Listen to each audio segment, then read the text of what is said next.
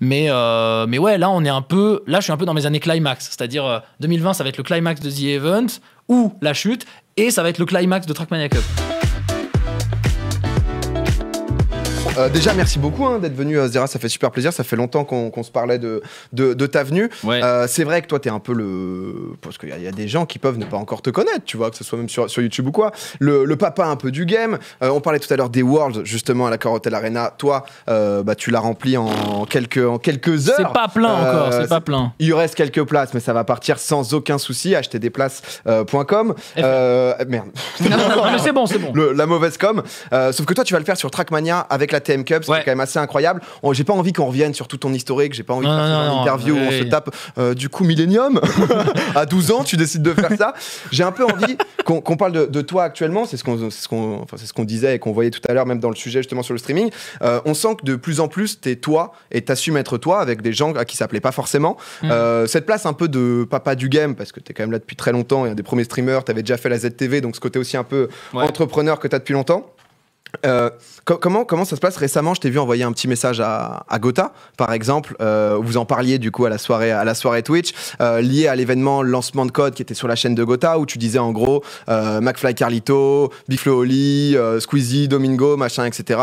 Putain, ça a dû coûter quand même un paquet de thunes et tout. Gotha t'avait répondu en le prenant un peu en mode bon, vas-y, arrête de m'envoyer des petites piques. Qu'est-ce que t'en penses de ça et qu'est-ce que t'as envie de faire dans ces moments, tu vois? Alors pour revenir juste sur ce tweet, je pense qu'il a vraiment été blessé profondément, et on en a parlé après en privé, mais en fait c'était pas du tout contre lui, c'était même contre personne en fait, c'était un commentaire de dire putain la vache, la puissance médiatique qu'un groupe comme Webedia arrive à réunir, c'est quand même assez incroyable quoi. Et je l'ai ironisé en parlant de ça, en disant putain Webedia ils se sont mis bien, mais je pense que c'était la vérité, et ensuite voilà, c'est comme ça, tu vois. Aujourd'hui, il y a plusieurs poids d'un côté, et il y a Webedia d'un énorme côté, et on est plein de l'autre, ou en tout cas, on essaye.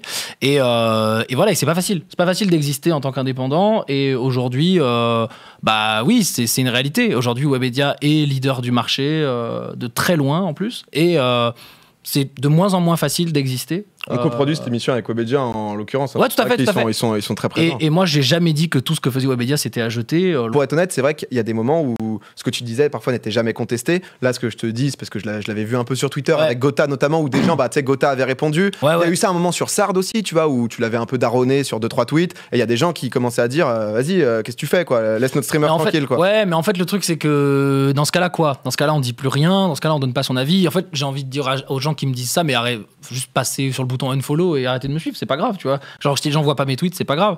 Et moi, j'ai toujours essayé d'être un peu le bout en train, mais toujours en essayant de rester vrai et en essayant de communiquer des valeurs positives. En l'occurrence, quand j'ai dit des trucs à Sardoche, c'est parce que j'estimais que ce qu'il faisait donnait, je trouve, une mauvaise image de ce qu'on était tous, des gens passionnés qui essayaient de vivre de ça. Et voilà, il a fait un stream.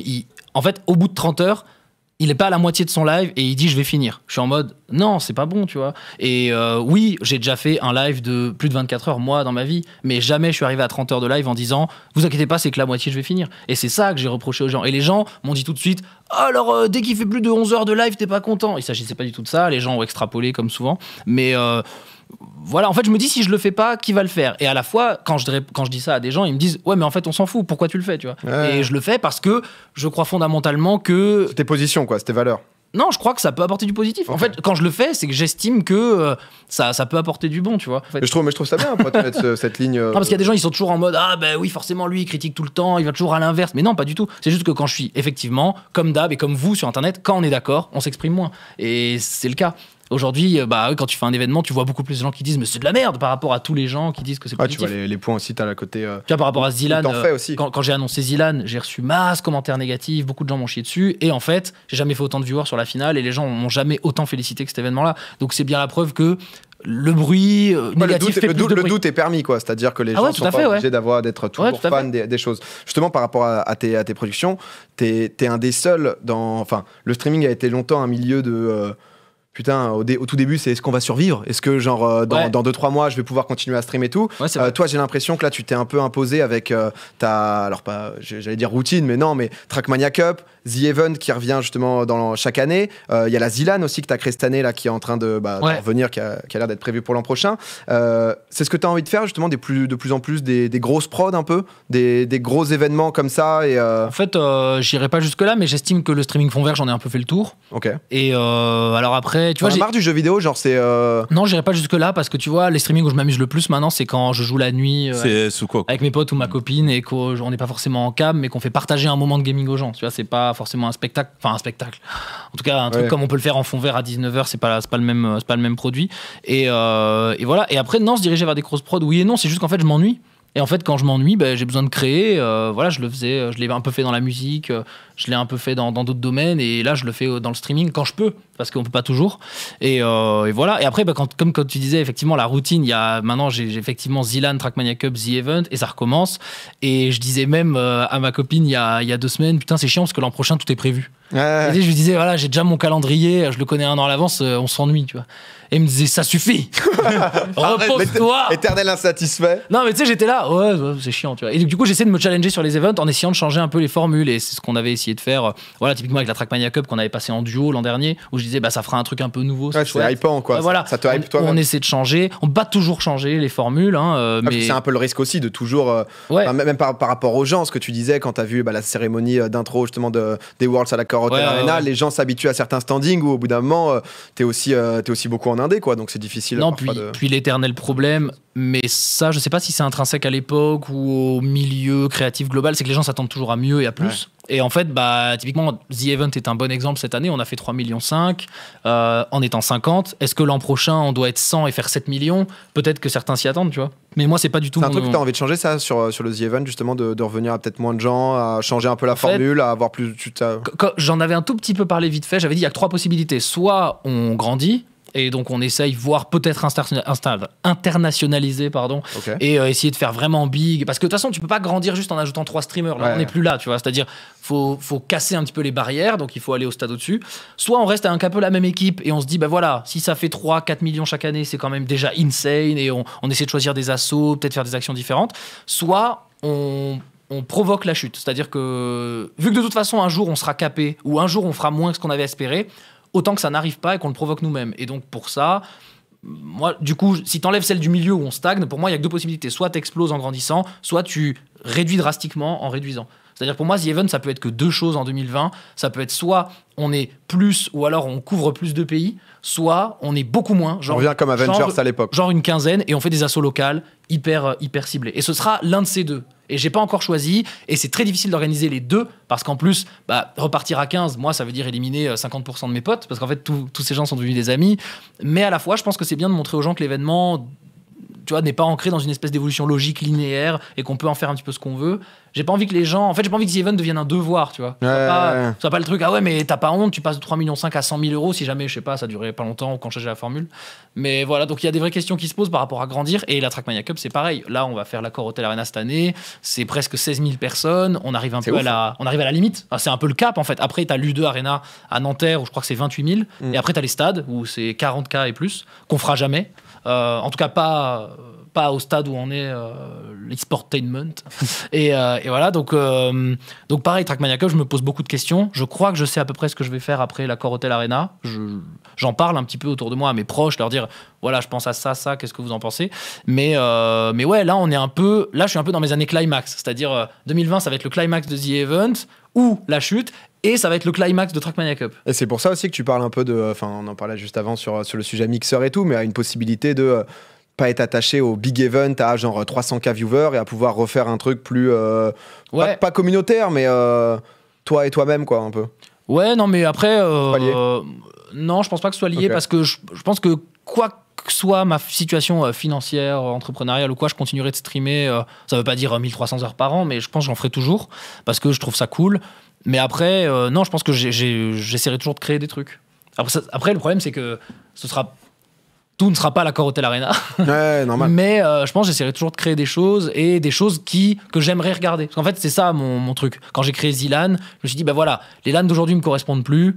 Moi, quelle serait ma LAN idéale, ou du moins celle qui se rapprocherait de ma LAN idéale, et ça a fait Zilan, voilà, une compétition multi-jeux, parce que moi je préfère jouer à plein de jeux et pas en tryhard 1, et je trouvais ça cool de monter ça comme une espèce de format un petit peu plateau de streaming plutôt qu'une LAN dans un garage. Donc on a un peu habillé le truc, qui était voilà, avec une ligne de joueurs. On n'a pas mis de public parce qu'on pouvait pas se le permettre, mais à l'avenir j'aimerais en mettre un, mais c'est compliqué. Je trouve ça cool justement sur Twitch, ce côté-là où c'est un peu de plus en plus on est tous très proches quand même, mais c'est un peu chacun sa vision et ses envies de ok, concrètement qu'est-ce que j'ai envie de faire.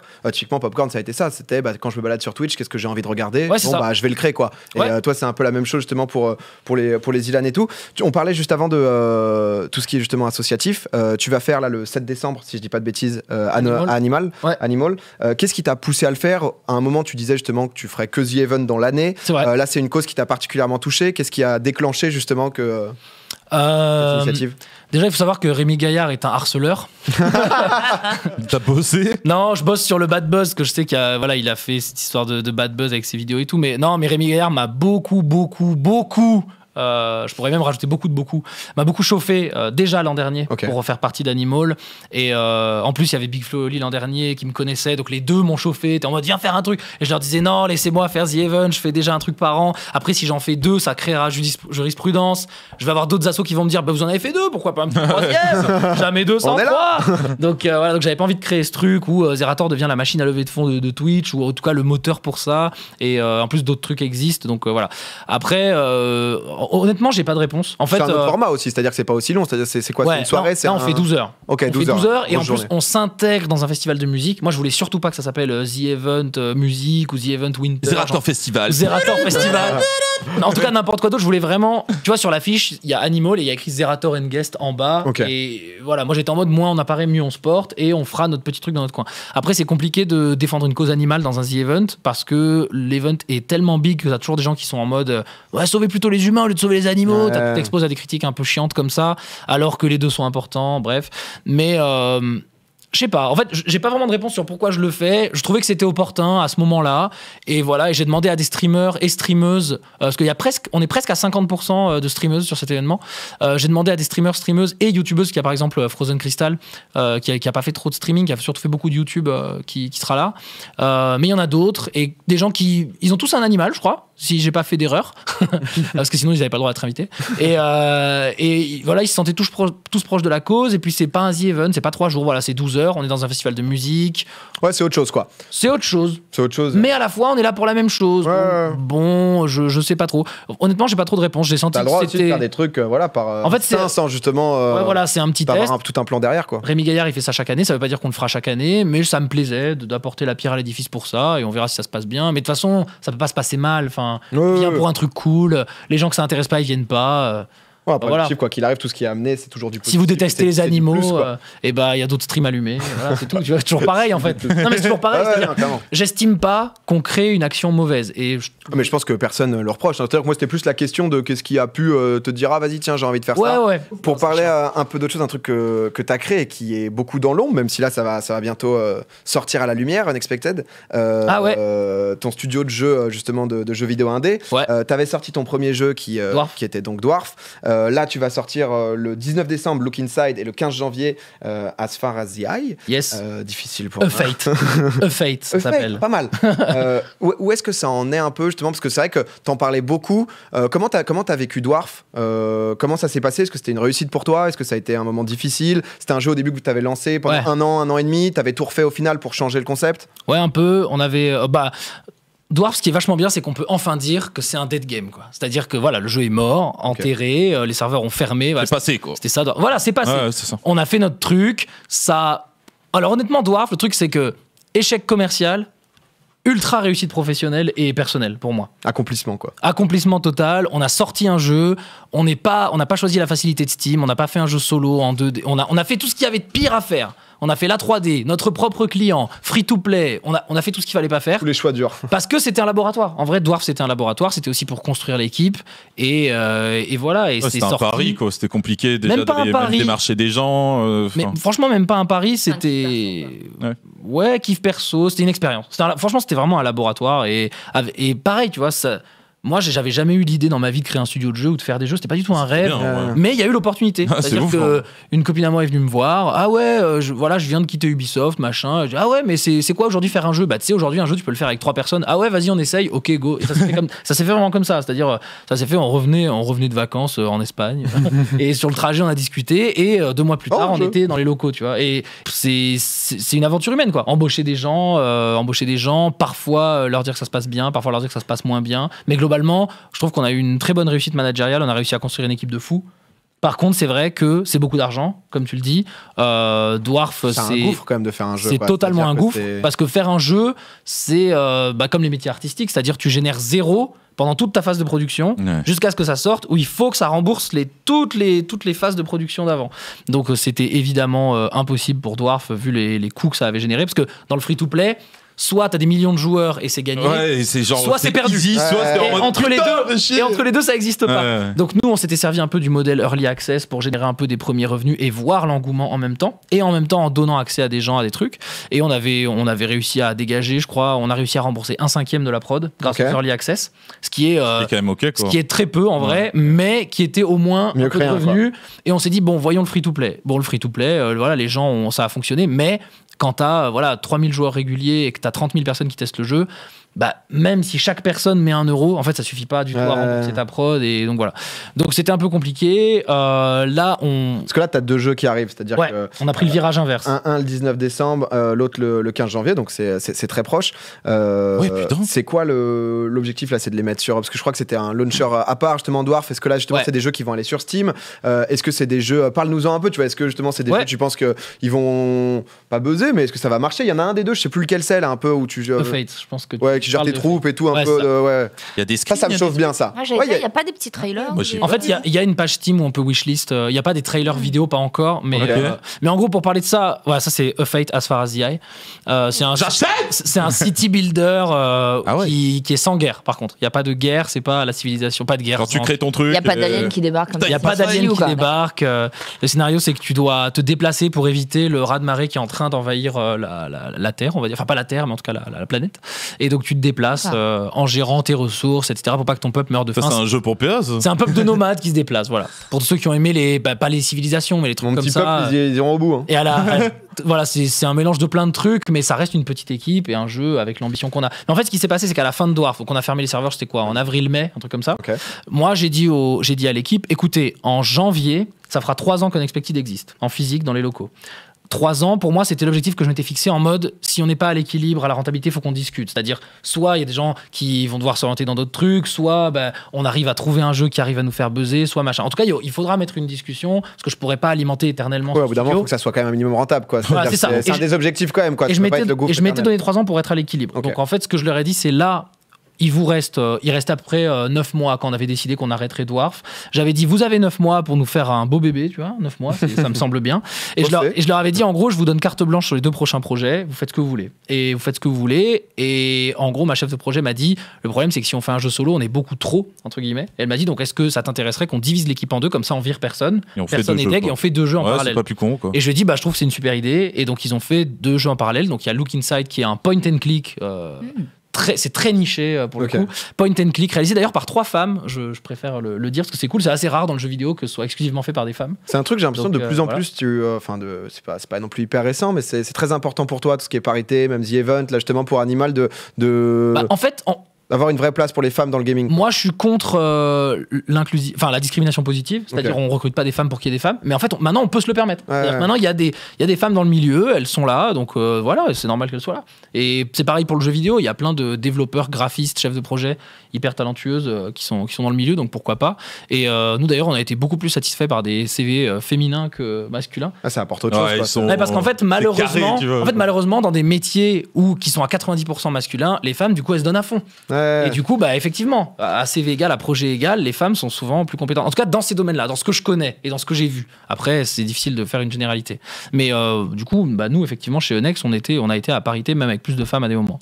Je trouve ça bien, en tout cas, de t'entendre aussi parler justement de... pas forcément une question de doute, mais t'es quelqu'un qui inspire beaucoup les gens dans ce milieu, dans le streaming, tout simplement. Et c'est cool de voir qu'il y a aussi des doutes. Tout se passe pas forcément à merveille. Il y a des trucs que tu pensais qui allaient mieux se passer et qui n'ont pas été. télé. Carrément pas. Et tu vois, à la PGW, j'ai fait 2 heures de talk sur un salon d'une école de jeux vidéo. Okay. Et en gros, le principal conseil que je leur... Parce qu'ils me disaient tous, est-ce que tu as un conseil et tout. En gros, ce que je leur disais, c'était, moi, le meilleur conseil que je peux vous donner pour le jeu vidéo, c'est aller d'abord dans une boîte qui en fait, pour voir comment ça se passe. Parce qu'en fait, il y a beaucoup d'étudiants qui sont en mode, je pars de l'école, je prends 4 potes à moi, on essaie de faire un jeu, tu vois. Et en fait, je pense que c'est pas... Maintenant que j'ai vécu tout ça et que j'ai vu des gens, je pense que c'est pas la bonne méthode. Je pense qu'il faut intégrer un studio, voir si effectivement le métier que t'as, ouais, ça peut te plaire et tout, voir comment fait un chef de projet, comment fait un directeur de prod. Au final, quoi. En fait, voir tous les métiers qui sont autour, voir comment ça fait ça. Ça marche, ouais. Et peut-être d'essayer de faire ça dans ces heures d'abord de temps libre et pas de se dire, non mais tranquille, là on bouffe des pâtes, mais quand notre jeu va sortir, ça va être peut ouf. être trop précipité pour des jeunes genre qui veulent tu peux pas lancer. savoir. Et aujourd'hui, le pire, c'est qu'en fait, le plus difficile, c'est pas de faire un jeu, c'est de le vendre. Et en fait, c'est ça qui a vachement changé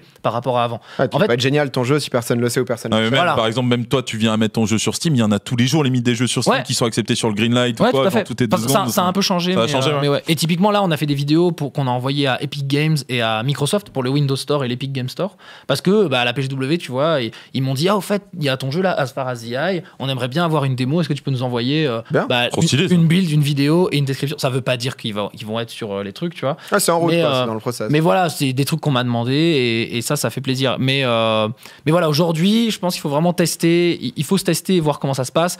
Et surtout, ne pas oublier que vraiment, le plus dur dans le jeu vidéo, c'est de le vendre. Avant, c'était l'inverse. Quand t'arrivais à faire un jeu, vraiment, déjà, tu faisais partie d'une élite. Aujourd'hui, faire un jeu vidéo, c'est devenu plus simple qu'avant. Pas beaucoup plus simple. Et en plus, ça dépend de ce que tu fais, évidemment. Non, mais il y a plus de manière, pas autodidacte non plus, mais tu peux, je pense, apprendre plus facilement qu'avant. Les connaissances sont plus partagées. Il y a plus de gens qui sont là-dedans, quoi. Nous, notre lead développeur a arrêté l'école à 15 ans. Ah ouais, donc autodidacte, mais c'est un crack, lui. C'est un monstre. Oui, voilà. C'est un monstre et c'est le genre de mec, en réunion, tu lui dis non, mais ça, tu penses que tu peux le faire? Il dit, moi, c'est juste une question de temps. C'est pas une question de pouvoir le faire. Tu veux le faire, quoi. Et il y en a plein, des gens comme ça, des petits génies, et je me félicite trop de l'avoir trouvé à un Solune.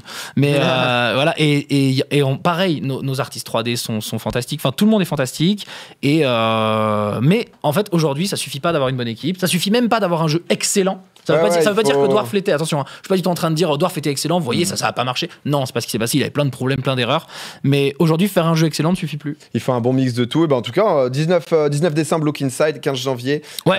Vous pouvez les wishlist sur Steam. Fate, n'hésitez pas. Sauf si demain on a une exclu Epic Game Store. Mais je suis chaud. Moi, je veux dire qu'on a eu le chèque. Moi, j'y jouais, même honnêtement, Dwarf, j'avais pas. Alors, bon, c'était un one shot, mais non, mais c'était. Mais honnêtement, c'était un moment sympa. Et c'est cool aussi de se dire, vas-y, c'est le jeu de mon pote, quoi, tu vois. De toute façon, il y a combien de jeux qu'on fait en one shot aujourd'hui?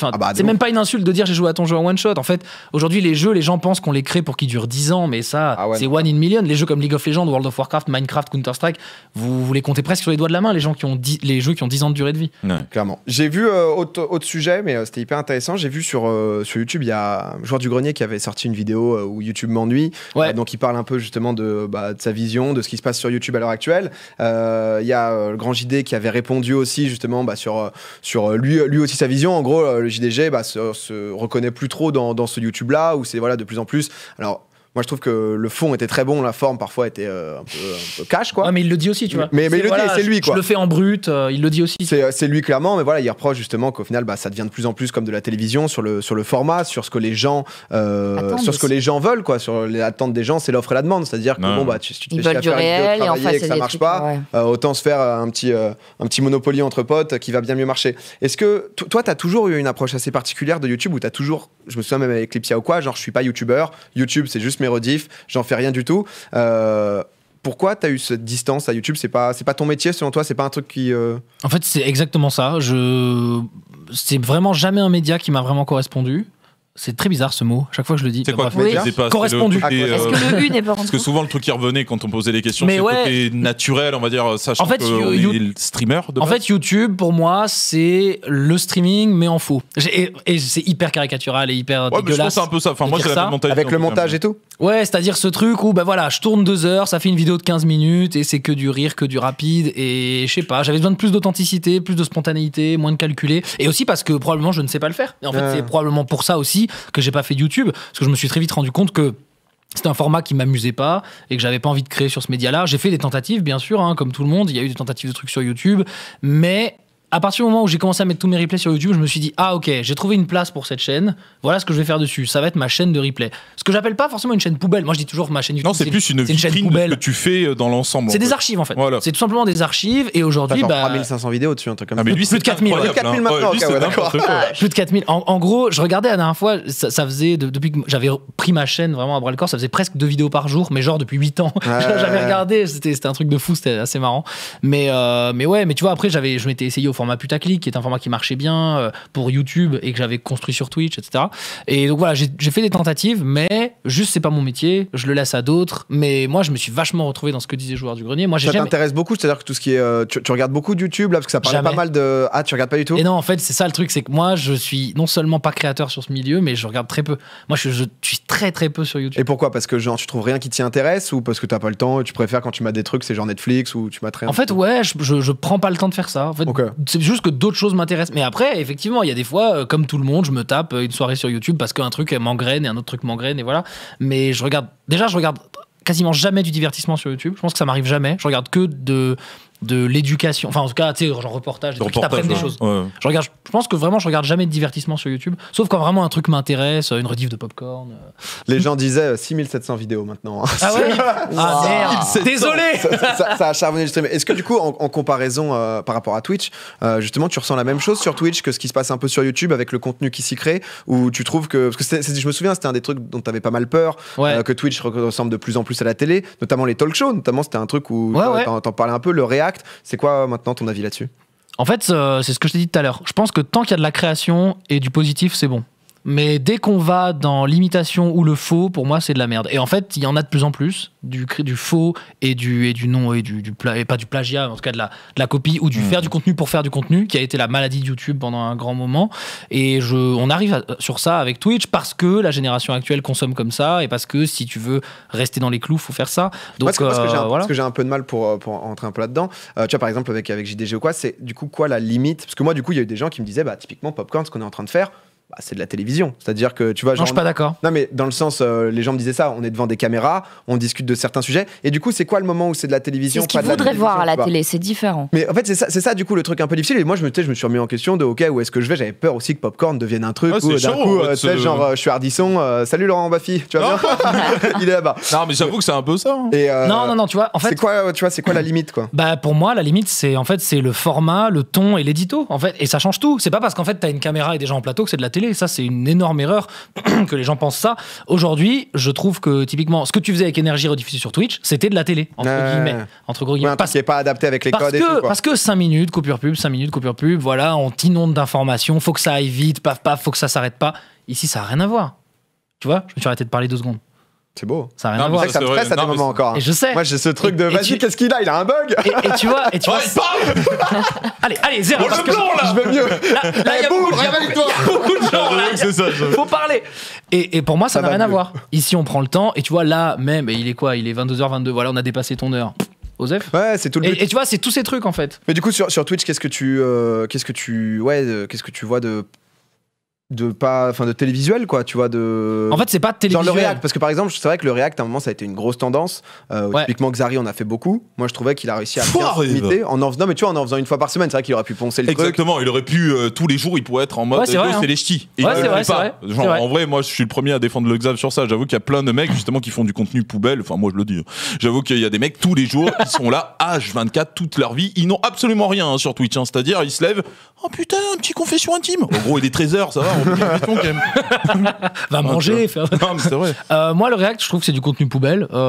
J'assume totalement ses propos. Par contre, il y a du React positif. Typiquement, ce que fait Étoile avec Question pour un champion. Ça, c'est trop bien. Moi, c'est du React, mais. Ça, c'est de la culture. Mais en fait, c'est du React dans lequel il a mis un petit peu d'éducation. Et du coup, ça va. Mais pour moi, regarder un épisode d'une émission de merde, c'est de la poubelle. Mais c'est ce que tu disais tout à l'heure, c'est-à-dire qu'il y a un bouton unfollow. S'il y a l'offre et la demande, moi pareil, je suis pas consommatrice de ça, mais je me dis s'il y a des gens qui demandent, c'est bien qu'ils aient, tu vois. Et c'est pour ça que je te dis encore une fois que c'est parce que je suis un vieux con et qu'en fait, en vrai, j'ai aucune légitimité. Et souvent je le dis, en vrai, j'ai aucune légitimité à juger ce qui est bon sur Twitch ou pas. C'est uniquement mon avis. C'est ta vision, quoi. Et moi, je vais pas dire faudrait que ces gens-là disparaissent de Twitch. C'est ça. Pour moi, ça peut être pris pour de la condescendance. Non mais je sais, et c'est le gros problème que j'ai. Mais même au niveau de JDG, je veux dire, ça peut être perçu comme ça, quoi. Et c'est vachement dur de donner ce point de vue là-dessus. Je trouve que c'est du contenu poubelle, mais en fait, ça veut pas dire que ça en est pour tout le monde. en fait, c'est toujours pareil. Si le React devient ton support et pas enfin, si ça devient un support et un outil et plus juste l'attraction principale, c'est cool en fait. Et c'est pareil avec Étoile pour Question pour un champion. Et je trouve que c'est vachement bien. Bon, et après, il y a tout ce truc de. Mais ça, c'est le fait que je sois un peu maniaque et débile, mais ça surfe quand même sur le fait que tout le monde s'en bat les couilles alors que c'est full illégal. Ah ouais, ça j'avoue que j'avais demandé à Ben de Twitch. Et ça, c'est quand même incroyable. C'est-à-dire que Twitch, leur politique, c'est tant que les chaînes réclament pas, on fait rien. C'est exactement ce qui m'a dit. Et en fait, t'es un peu en mode ah ouais, donc c'est quand même la méga politique de l'autruche. Et les gens qui font du React, essayez de trouver d'autres choses parce qu'un jour, ça n'arrivera plus. Un jour, ça n'arrivera plus, c'est sûr. Non, c'est clair. Et ça, c'est aussi ce qui me gêne un peu. En fait, moi, j'ai toujours eu du mal avec les gens où 90% de leur contenu est basé sur le contenu d'un autre. J'ai toujours eu du mal avec ça. Et au début, je sais qu'on s'était embrouillé avec OGaming parce que je leur disais vachement, quand moi j'étais encore avec OGaming, je leur disais ouais, mais en fait, sans Blizzard, vous existez plus, ça vous fait pas peur, ça va vous mettre dans la merde, tu vois. Et il y a eu le truc de League of Legends et j'étais en mode ouais, mais en fait, si vous produisez plus les émissions League of Legends, non, au contraire, j'étais en mode même merde, tu vois, j'étais en mode si demain. Imagine, là, du jour au lendemain, Riot dit vous diffusez plus du League of Legends sur votre chaîne. Pour une raison X ou Y, je sais pas, tu vois. Et moi, c'est pour ça que j'ai arrêté Zerator SC2, parce que j'ai vu que Blizzard commençait à verrouiller. J'ai vu que Blizzard. Encore ton nom sur Twitter d'ailleurs. Ouais, Zerator, c'est ce cher Pedro qui veut pas. Putain, il veut pas lâcher. Hein. Il veut pas rename. J'ai dit à mes followers, allez lui dire que je veux lâcher de la thune. Il veut pas. Pourtant, il a un tableau Excel en profile picture. Et je pense qu'il adore les chiffres. Alors arrangeons-nous, faisons un chèque. Mais non, bref. Et du coup, mais encore une fois, c'est mon avis. Et qui suis-je pour juger le contenu des autres? Donc en vrai, Osef. Il y a pas mal de gens, je vois Link, Pierre et tout qui sont dans le chat, ça fait plaisir. Non mais honnêtement, c'est ça qui on a de la stat, mec. On n'est pas obligé. Regarde, c'est Pedro, c'est son image. Serator, libéral en busca de la libertad financiera, inversor défenseur de la libertad. Ah oui, lui il a compris, lui il le bloque. Qui a parlé à ce mec? Mais il m'a bloqué. Putain. Non mais il m'a bloqué. Il m'a bloqué genre jour 2. En fait, le premier jour où j'ai dit « Oh, c'est dommage, sur Twitter, mon truc est pris », boum, bloqué. Et il a vu full français sur sa gueule, il tombe. Mais c'est ça, il s'est dit « Oh, trop la flemme ». Je pense qu'il a mute Zerator SC2, il a tout fait, il a full bloqué. Je suis Zerator. Allez lui faire des tweets, dis-lui que j'achète son pseudo. Il va se faire spam. Non, ouais. Non, mais bref, non, mais c'est compliqué de parler de ça, parce qu'effectivement, comme tu disais, et t'as eu raison de le dire, les gens sont en mode « Putain, mais il se prend pour qui celui-là à juger les autres et tout ». Bah non, en fait... Ouais, tu donnes ton avis, quoi. En fait, ça que les gens ça peut être la réaction du viewer. Mais je sais que dans le milieu, tu posais la question tout à l'heure, tu disais, t'as pas peur quand tu prends des positions, en gros, de te friter avec des gens du milieu, tu vois. Et je pense, et je le sais, qu'il y a des gens du milieu qui ont peur de toi, qui ont peur de prendre parti et de te dire mais t'es un vieux con, t'es condescendant, qui essaie pas de comprendre que en fait c'est juste ton avis. Mais je pense qu'il devrait, parce que moi je suis jamais vraiment allé au clash pas constructif du tout avec les gens, c'est jamais arrivé. Genre, je pense vraiment, qu'en fait les gens veulent pas se friter avec toi. Ouais, mais en fait je me frite avec personne, c'est jamais arrivé. Genre vraiment ce n'est jamais arrivé. Genre t'exprimes une idée ou un truc et après derrière voilà. Et moi je discute à fond et arrive un moment où quand je suis pas d'accord avec quelqu'un, je suis en mode on est juste pas d'accord, on n'arrivera jamais à se mettre d'accord. Non mais je suis d'accord que le côté en face, moi, à un moment, ça me faisait un peu ça. Tu vois, où justement, j'avais fait des langues se délient. Et un peu comme le tweet Gotha. On en avait parlé, tu vois. J'étais venu te voir en disant... Bon, pas tu me casses les couilles, mais t'as un problème contre moi, qu'est-ce qui se passe, tu vois, qu'est-ce que je fais et tout. Et ça, du coup, on en avait parlé en privé. Mais je comprends que le moment où. Mais c'est lié aussi aux followers et tout, tu vois. C'est-à-dire que tu parles. Demain, t'es pas d'accord avec Squeezie, tu dis à Squeezie que t'es pas d'accord sur Twitter, c'est chiant parce que tu vas prendre 600 personnes en plus, quoi. Sur Twitch. En fait, il y a très peu de gens tu vois, par rapport à la comparaison YouTube. Et là, on parle pas d'argent, parce que les gens pourraient me dire, ouais, mais toi, t'as les moyens et tout. Non, mais par rapport à la comparaison YouTube-Twitch, c'est vrai que la difficulté, c'est que même si tu veux faire un truc très qualitatif sur Twitch, c'est difficile que ça buzz, quoi. C'est-à-dire que même si t'es genre, tu t'es fait une régie de fou, tu fais un concept de fou et qui est dur. Hein. Ouais. Maintenant, imaginez des concepts. Moi, ce qu'on parlait par rapport à la télévision, j'avais fait un truc Top Chef où concrètement, c'est Top Chef, mais remasterisé un peu avec des streamers parce que je trouvais ça marrant d'avoir un MV en juge qui est en full troll, voir Gigi en galère en mode le steak, comment je le snack là. Et tu vois, il y a du créatif, donc c'est bon. Ouais, mais tu vois, du coup, c'est parfois. Moi, je le compare à l'image d'une très grande ville où il y a plus de place, tu vois, pour construire. C'est-à-dire qu'aujourd'hui, on construit plus. Soit on va détruire, on va refaire la même chose, soit on va juste rénover ce qui est déjà existant.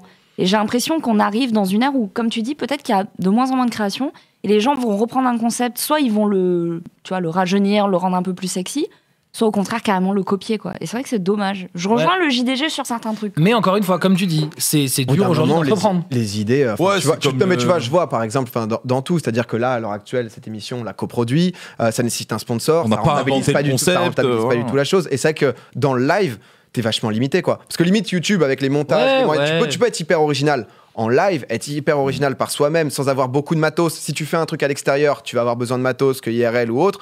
Il y a des mecs qui me demandaient, je voyais un petit streamer là qui fait du basket, Marathon, qui me dit faire ce que t'as fait par exemple un match de foot mais version basket en live, tu penses que c'est galère ou pas? Je lui ai dit frérot, si tu veux faire ça galère. Bien, honnêtement ça va te coûter une blinde pour faire 150 viewers, 200 viewers parce que t'es pas très connu, donc tu vas te mettre 10 000 balles de dépenses. Donc c'est un peu tout ça qui fait que c'est compliqué. Mais tu vois, là, tu parles des gens qui voudraient se lancer en faisant des projets innovants. Moi, je parle pas de ça. Je parle des gens qui sont déjà installés, qui font déjà leurs 10 000 viewers et qui font rien. Mais c'est là, justement, où je trouve que je trouve ça dommage. Je trouve qu'il y a beaucoup de gens, justement, qui font des choses. Toi, tu fais 20 000 trucs. Gotha, malgré tout, là, il se fait son truc Red Bull on Tour. Il avait fait justement le Gotha Show. Il fait des trucs. Alors, il reste joueur pro, donc il peut pas non plus d'un coup se retrouver en one-man show. Mais il sort un peu de sa zone de confort. Tu vois, genre, après, c'est les personnalités. Après, je pense que j'avais reçu genre des MV, des Link, des Terra, c'est pas forcément ce qu'ils ont envie non plus d'aller faire. Ça en fait. Il y a beaucoup d'influenceurs, par exemple, bref, genre des Link ou des Terra, par exemple, qu'on voit, par exemple, ils n'étaient pas aux Z-Events, ça n'a rien à voir, hein, mais tu vois, genre c'est des mecs en fait qui aiment bien être dans leur case, c'est-à-dire ils préfèrent être chez eux, ils sont à deux, bam, ils font leur live, ils aiment pas trop aller chercher, tu vois, genre. Le meilleur exemple c'est MV. Et MV, oui. Le meilleur exemple c'est MV, et j'ai mangé chez lui hier, je peux vous en parler, parce que je lui ai cassé les couilles. Je lui ai dit, mec, en fait, je pense ces gens-là, je pense qu'ils se mettent trop de pression à cause de gens comme nous, entre guillemets. Et en fait, moi, MV, il est en mode, mais moi, si je fais un truc, ce sera de la merde, tu vois. Et je suis en mode, mais en fait, tellement regardé. Mais en fait, je suis en mode non. Tu vois, là, typiquement, il avait promis son tournoi de Binding of Isaac, Tears of Legends 2 au The Event de l'an dernier. Finalement, il l'a douillé, il a passé toute l'année à trouver la question. Et je lui ai dit, mec, fais-le dans une salle des fêtes, en 4G, avec 50 personnes dans le public et avec des guirlandes lumineuses. Et ce sera de la merde parce que c'est ton personnage et ça fonctionnera et les gens regarderont. Et je lui dis, et de toute façon, c'est ce que t'as envie de faire. Je te demande, va pas faire un Zénith avec Binding of Isaac. Personne n'a envie de ça et toi, le premier, t'en as pas envie. Mais juste, bah oui, c'est dur d'entreprendre. Il a pas forcément envie parce qu'il aime bien aussi son petit confort et je le comprends. Et c'est pour ça qu'encore une fois, qui suis-je pour juger ce qu'il faut faire? Il y a des gens qui veulent juste leur petit confort. C'est ça que j'aime bien aussi, c'est que tu essayes de pousser. Moi, je me souviens, j'avais fait un truc. Donc j'essaye de pousser, mais je comprends qu'il y a des gens qui veulent rester chez eux. Ouf, ça s'appelait Stream Fighter. Je faisais un combat de Mundo sur les Jungle. Et je me souviens, et ça marchait super bien. Et tu m'avais dit, mais putain, mec, tu viens à Montpellier, on l'organise au Meldon, tu fais un truc en live. Parce que c'est marrant. Et non, mais clairement, et moi à l'époque, j'avoue que j'avais peur parce que c'est nouveau, c'est dur quand t'es dans ta chambre et que d'un coup, t'es soit sur une scène, soit t'es. Ouais, c'est sûr. C'est un truc où t'es assez à l'aise avec tout ce qui est scène. Là, par exemple, la Carotel Arena, je me dis, c'est tranquille, tu vois. Et c'est un truc où moi, de plus en plus, je suis à l'aise, mais ça met du temps, quoi. Tu passes de moi League of Legends à d'un coup Showman en mode alors Paris, tu vois. Oui, mais du coup, enfin ouais. Non, mais ça met du temps. Mais ce que je veux dire, c'est que c'est généralement positif et tu veux le bien et c'est ça que j'aime bien. Et pendant un temps, j'ai eu peur que ça soit justement un peu ce que disait de Pic ou de ah putain, il m'envoie son petit tweet là. Et au final, c'était bienveillant, donc ça fait plaisir. C'est pour ça que c'est compliqué, parce que tu dis, bah ça c'est de la merde, en même temps, qui suis-je pour juger? Je trouve que les gens se bougent pas le cul, mais en même temps, je comprends qu'ils aient leur confort. Donc c'est juste des opinions, et en fait, elles n'ont aucune valeur. Mon opinion n'a aucune valeur. C'est voilà, les gens qui aiment bien ce que je fais, bah, s'ils veulent comprendre pourquoi je le fais, j'essaie de leur expliquer pourquoi je le fais. Et moi, chaque fois que je fais un événement, c'est pour ça. Moi, Zilan, c'est pareil. C'est vraiment un truc où j'étais en mode, si je fais pas cette LAN, qui va la faire? Personne. Donc il faut que je la fasse. Et je la fais. Et ça plaît aux gens et c'est trop cool. Mais c'est vrai que t'arrives parfois avec le truc un peu coquille de et tu vois, Zilan révolutionne le monde, tu vois. Et c'est vrai que là les gens du coup t'avais taillé, mais c'est ce que tu dis, c'est que ça a permis le buzz. T'avais, je crois que t'avais fait genre 80K à la Lyon eSport ou 80 avec l'annonce, avec le PowerPoint de nombre de viewers, c'était impressionnant. Même la Zilan du coup a été une réussite. Et non mais c'est bien, mais c'est ce personnage un peu assumé, parfois un peu coquille, un peu énervant en mode ok, il croit révolutionner quoi, tu vois. Mais en fait, même moi j'étais un peu comme ça de bon. Mais en fait c'est marrant. Mais en fait tu vois c'est marrant. Genre au fond ça fait de mal à personne. Et tu vois c'est toujours pareil quand t'es un peu justement comme tu dis coquille, si t'es pas agressif, si t'es pas négatif, c'est pas grave, tu vois. En fait, j'étais coquille en mode mon projet va être trop bien. C'était pas genre tout le monde est nul, c'était regardez, j'ai fait un truc trop bien. Et en vrai, je le pense. Moi, j'étais en mode c'est trop bien, tu vois. Parce que autant créer un studio de jeux vidéo, c'était pas mon rêve, autant créer une LAN, c'était un putain de rêve. Et j'étais en mode moi quand Zilan a démarré, j'avais des paillettes dans les yeux et le week-end s'est terminé et j'étais en mode ça s'est si bien passé, on va jamais faire mieux l'an prochain. J'étais en mode, waouh, c'était fou. C'est vrai que c'est un des premiers trucs que tu m'avais dit. Je me souviens, je suis venu te faire un canal. Ça peut déranger, mais après, quand ça marche, je regarde J2, par exemple, leur com. Tu vois, c'est un peu dans ce genre très provocateur, très machin. Mais ça, c'est dur parce que t'es obligé de dire on va écraser les autres. Donc c'est plus dur dans le sport. Ouais. Et quand ils réussissent, du coup, on leur pardonne plus facilement. Là, c'est du show et c'est gratuit. Tu vois, là, ce qu'a fait Ocelot en se grimant en clown et tout, c'est vachement marrant. Et tout le monde en a parlé et il est en mode, bah voilà, j'ai fait le beau, mais maintenant, fuck. Et qui va se réveiller un matin en disant je suis tellement énervé de ça, enfin peut-être ok, mais le lendemain il ça va calmer, c'est passé fini, quoi. Tu vois. Et il a fait de mal à personne en faisant ça, donc je sais pas. Merci encore Zera. Et puis sinon on n'en a pas parlé, mais les prochaines actus c'est Game Pass Challenge, le clac, je change de fiche, boum, le 14-15 décembre, 619 duos inscrits, félicitations. Ouais, c'est beaucoup de gens et on les tire au sort parce que c'est la manière la moins merdique qu'on ait trouvé. Combien de places au total pour les duos? Enfin, il y a combien de... Il y a 48 duos. 48 duos et 620 personnes. C'est la roulette. Sachant que je pense qu'il y aura 12 duos de streamers d'après ce que j'ai vu des inscriptions. Ok. Donc réservé ou oui, enfin des slots quoi. Et du coup il restera 36 duos à sélectionner parmi 600, désolé. Voilà. Ouais. Mais il y a Zilan en 2020. Ah ouais? Bah ouais. Team Pax, et je t'assure que je serai là le dimanche. Hein. Invaincu à Impact, bien sûr, avec Zari. Avec Zari, bien sûr. Pas des jeux de mort. Mais t'es pas des jeux de mort. Pas des jeux de mort. Est-ce que tu t'y engages? Tu vas nous mettre des jeux de mort là. Déjà, tu m'as fait jouer à tes trucs. Vous voulez pas Portal, des trucs comme ça. Moi c'est vrai que. C'est vrai que Zilan, c'est une LAN. Voilà, on n'a pas perdu quoi. C'est que de la win avec le Xav. T'as eu combien? Bah, je suis avec Zari si tu veux. Ah oui, bon. Non mais c'est bon, non mais ça buguait. Ça a bugué. Team Pack, ça jamais. On se retrouve semaine prochaine avec Popcorn, hein, comme tous les mardis soirs. Merci d'être aussi nombreux. On était plus de 50 000 pour discuter de différentes choses de manière assez tranquille et ça fait super plaisir. Merci encore Zera.